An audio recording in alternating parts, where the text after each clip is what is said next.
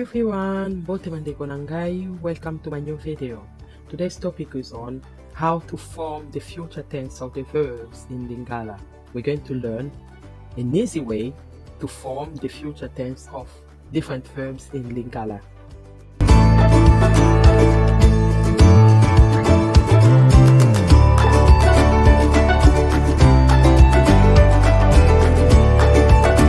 Before we start, let's just revise our subject pronouns.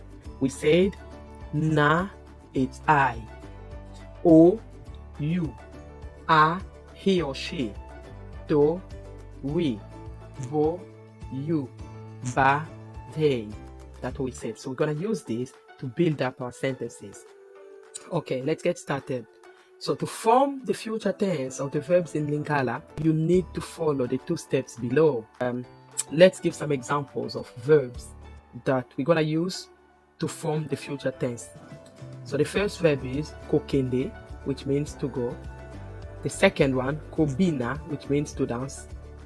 Ko sambela, to pray. Ko lia, to eat. Ko lamba, to cook. Ko tala, to look. Ko somba, to buy. We're going to use these verbs to build up our sentences. So the first step, we said to form the future tense of the verbs in Lingala, you need to follow the 2 steps below. The first one, number 1, is you have to start with the subject pronouns. Na, o, a, tu, bu, ba first. Then the second step and the last one is you have to add the verb in infinitive. So that means ko kende, the verbs such as ko kende, ko lamba, ko somba, ko solola. You don't drop off the ko, you leave the ko. You just put the subject pronoun at the beginning, then you add the verb in infinitive. Example, you're gonna say nako kende na Congo. Nako kende na Congo. Na is the subject pronoun and the verb in infinitive is ko kende, which means to go. Nako kende na Congo means I will go to Congo. The second example is pat na pit bakolamba. Pat na pit bakolamba just means Pat and Pete will cook. And the last example is Paul akosomba yangu. Paul akosomba yangu, which means Paul will buy it. So this is how to form the future tense of verbs in Lingala.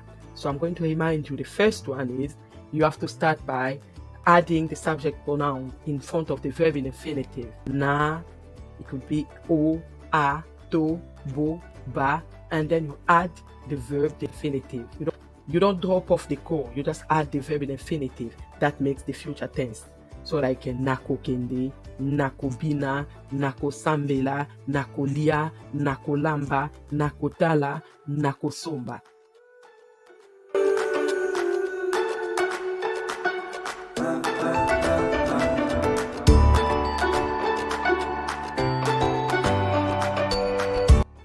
First example is the verb okende. Okende, which means to go or to departure or to leave. In the future tense, you just have to add the subject pronoun at the beginning. You leave the verb as it is in infinitive, just add the subject pronoun at the beginning. So it's gonna be nako kende. Nako kende. Nako kende, which means I will go. And as an example, you could say nako kende musala. Nako kende musala, which means I will go to work. The second verb is kosukola. Kosukola. The verb is an infinitive and it means to clean, to wash, to bath. And to put it in a future tense, add the subject pronoun at the beginning. Just leave the verb in infinitive, add the subject pronoun at the beginning. It's gonna be okosukola. Okosukola, which means you will wash, you will bath, you will clean. And as an example, you could say okosukola basani. Okosukola basani, which means you will wash the dishes. The third example is kotambola. Kotambola. Kotambola, which means to walk. In the future tense, you just have to add the subject pronoun at the beginning. Leave the verb in infinitive as it is, just add the subject pronoun at the beginning. It's gonna be akotambola, akotambola, akotambola, which means he or she will walk. And as an example, you could say akotambola malembe, akotambola malembe, which means he or she will walk slowly. The fourth example, the fourth verb is kolia, kolia, which means to eat.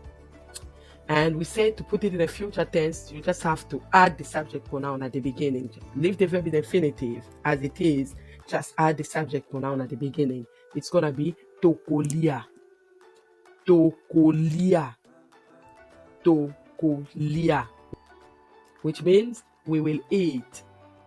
And as an example, you could say tokolia elongo, tokolia elongo, which means we will eat together. The fifth example, the fifth verb is kosalisa, kosalisa, which means to support, to help. And we said to put it in the future tense, you just have to add the subject pronoun at the beginning. Leave the verb as it is in infinitive, just add the subject pronoun at the beginning.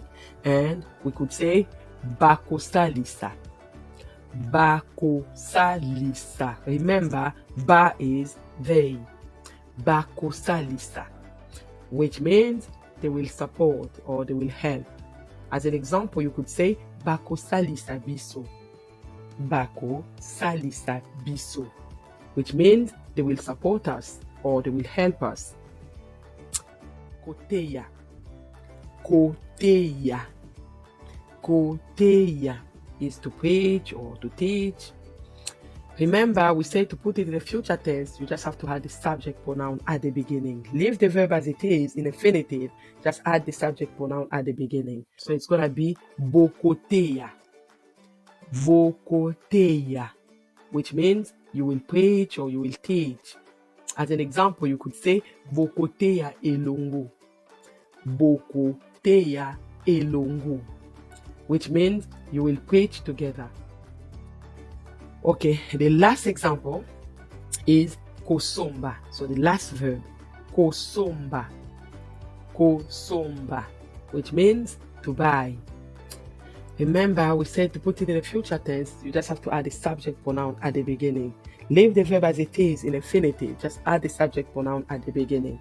So it's gonna be nakosomba, nakosomba. Remember, na is I, nakosomba, which means I will buy. As an example, you could say nakosomba ndaku, nakosomba ndaku, means I will buy a house. Okay, so that's it for today. And don't forget to like, leave a comment, share and subscribe to our channel. I'll see you next time. Bye bye.